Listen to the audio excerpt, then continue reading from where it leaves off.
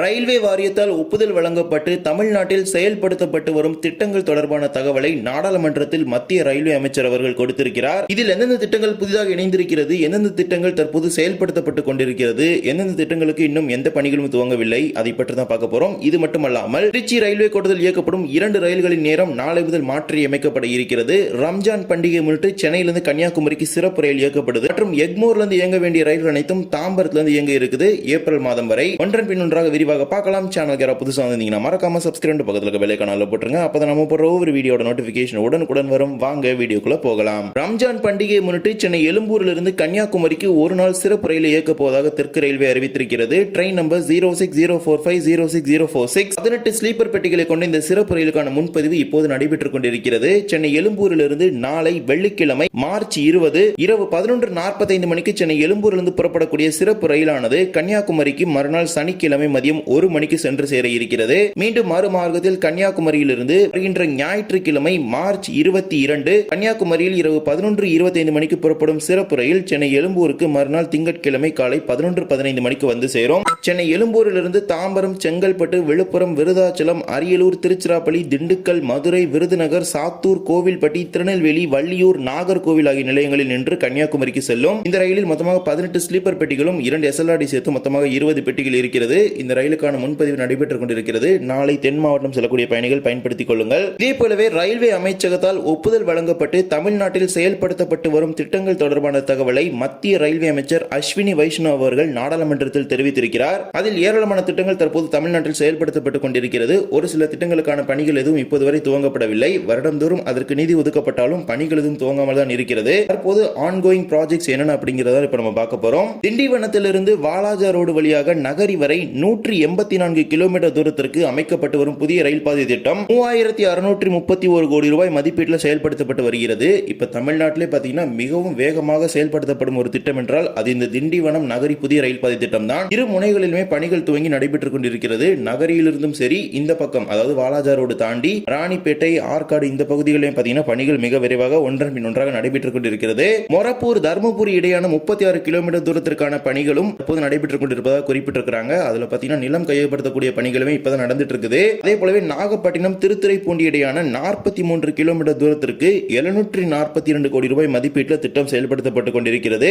ரீசெண்டா கூட இந்த திட்டங்களுக்கெல்லாம் பாத்தீங்கன்னா டெண்டர் விட்டிருந்தாங்க. அதை பார்த்திருப்பீங்க. ஆக்சுவலி பாத்தீங்கன்னா ரயில்வே ஸ்டேஷன் அதே மாதிரி நிறைய ஒர்க்ஸ்க்கு பாத்தீங்கன்னா டெண்டர் எல்லாமே விட்டிருந்தாங்க. சோ அந்த டெண்டர் எல்லாமே ஃபைனலைஸ் ஆகி ஒன்றன் பின் ஒன்றா பாத்தீங்கன்னா ஒர்க்ஸ் வந்து பண்ணிட்டு தான் இருக்காங்க. பிரிட்ஜஸ் எல்லாம் பாத்தீங்கன்னா கிரேடர் ஃபிக்ஸ் பண்ணாம இருந்துச்சு. அதை ஃபிக்ஸ் பண்றதுக்கான ஒர்க்ஸ்மே பாத்தீங்கன்னா டெண்டர்லாம் விட்டிருந்தாங்க. எனவே இன்னும் வரக்கூடிய ஆண்டுகளில் இந்த திட்டம் பாத்தீங்கன்னா வேகம் எடுக்கப்பட்டு ஒரு சில ஆண்டுகளில் முடிக்கப்படும் என எதிர்பார்க்கப்படுது. அதே போலவே திருவனந்தபுரம், கன்னியாகுமரி இடையான இரட்டை ரயில் பாதை திட்டம் 87 கிலோமீட்டர் தூரம் 1785 கோடி ரூபாய் மதிப்பீட்டில் மிக விரைவாக செயல்படுத்தப்பட்டு கொண்டிருக்கிறது. இரண்டாவது ரயில் பாதை அமைக்கப்பட்ட உடனே மூன்றாவது ரயில் பாதை அமைக்கக்கூடிய பணிகள் கூட துவங்க இருக்கிறாங்க. அதற்கான ஆய்வுகள் கூட இப்ப நடந்துட்டு தான் இருக்குது. அதே போலவே 6 கிலோமீட்டர் தூரத்திற்கு அரக்கோணம் யார்டில் 3 மற்றும் 4வது ரயில் பாதை அமைப்பதற்கான பணிகளும் தற்போது நடைபெற்றுக் கொண்டிருப்பதாக குறிப்பிட்டிருக்கிறாங்க. இதே போலவே ரீசெண்டா ரயில்வே அமைச்சகத்தால் ஒப்புதல் வழங்கப்பட்ட 3 திட்டங்களும் இதில் இணைந்திருக்கிறது. பெரம்பூரிலிருந்து அம்பத்தூர் வரை 5 மற்றும் 6வது ரயில் பாதை 6 கிலோமீட்டர் தூரத்திற்கு அமைப்பதற்கு ரயில்வே அமைச்சகத்தால் ஒப்புதல் வழங்கப்பட்டது. அந்த திட்டம் தற்போது செயல்படுத்தப்பட்டுக் கொண்டிருப்பதாக குறிப்பிட்டிருக்கிறாங்க.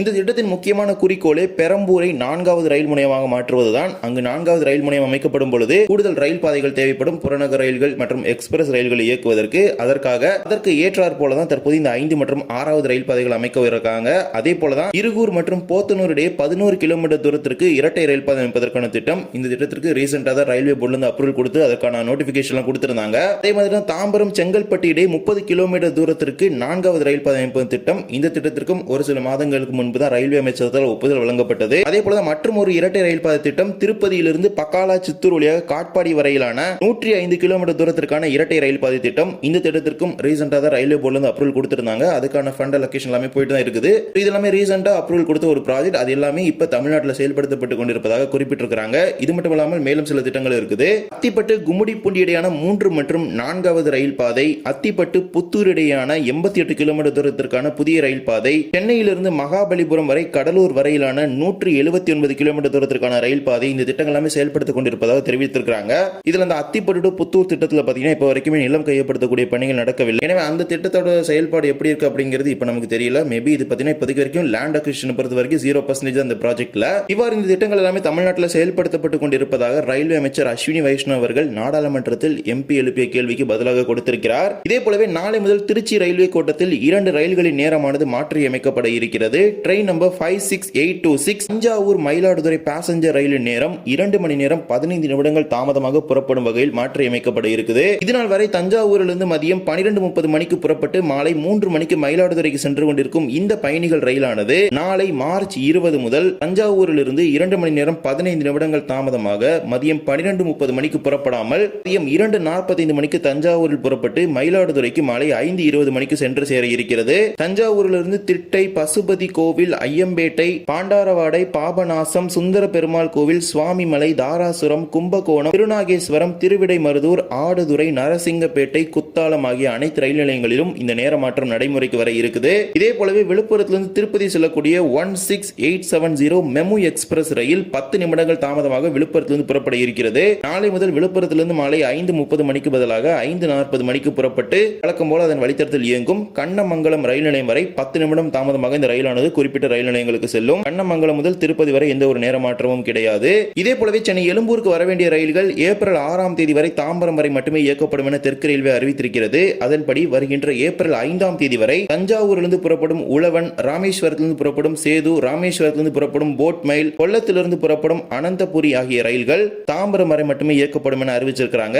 அதே போலவே ஏப்ரல் 6ஆம் தேதி வரை திருநெல்வேலியிலிருந்து புறப்படும் நெல்லை தாம்பரம் வரை மட்டுமே இயக்கப்பட இருக்கிறது. ரிட்டர்ன் டைரக்ஷன்ல ஏப்ரல் 6ஆம் தேதி வரை சென்னை எழும்பூரிலிருந்து புறப்பட வேண்டிய ராமேஸ்வரம், சேது, தஞ்சாவூர், உழவன், கொல்லம், அனந்தபுரி, ராமேஸ்வரம், போட் மெயில், செங்கோட்டை, பொதிகை ஆகிய ரயில்கள் சென்னை எழும்பூரில் புறப்படாமல் தாம்பரத்தில் புறப்பட்டு செல்லும் என தெற்கு ரயில்வே அறிவித்திருக்கிறது. சென்னை எழும்பூர் ரயில் நிலையத்தில் நடைபெற்று வரும் மேம்பாட்டு பணிகள் காரணமாக இந்த மாற்றங்களை ஏப்ரல் 6ஆம் தேதி வரை நீட்டிப்பதாக தெரிவித்திருக்கிறாங்க. Guruvayur express, Kollam express, Karaikal express இந்த ட்ரெயின் எல்லாமே மறு அறிவிப்பு வரும் வரை தாம்பரம் வரை மட்டுமே இயங்கும் என குறிப்பிட்டிருக்காங்க. அந்த ட்ரெயினுக்குலாம் டேட் எதுவுமே கிடையாது. இந்த ட்ரெயினுக்காவது ரெஸ்பெக்டிவ் டேட் கொடுத்திருக்காங்க. அந்த ட்ரெயின்ஸ்க்கு எல்லாமே எந்த ஒரு டேட்டுமே கிடையாது. மறு அறிவிப்பு எப்போ ரயில்வே சதன் இருந்து கொடுக்குறாங்களோ அப்பதான் அந்த ட்ரெயின்ஸ் எல்லாமே அகைன் ரெக்மோர் பார்த்தீங்கன்னா ரெஸ்டோர் ஆகும். அதே மாதிரி சோழன் எக்ஸ்பிரஸும் லேட் டிபார்ச்சர் பார்த்தீங்கன்னா இந்த ஏப்ரல் 6ஆம் தேதி வரைக்கும் நீட்டிச்சிருக்காங்க. எனவே மாற்றங்கள் அனைத்தையும் தெரிந்து கொண்டு உங்கள் பயணங்களை திட்டமிட்டுக் கொள்ளுங்கள். இந்த ஒரு வீடியோவில் இந்த வீடியோ பிடிச்சிருந்தா மறக்காம like and share and subscribe பக்கத்துல பெல் ஐகான் போட்டுருங்க. அப்போ நம்ம போற ஒவ்வொரு வீடியோட நோட்டிபிகேஷன் உடனுக்குடன் வரும். இன்னொரு வீடியோ சந்திக்கலாம். தேங்க்ஸ் ஃபார் வாட்சிங்.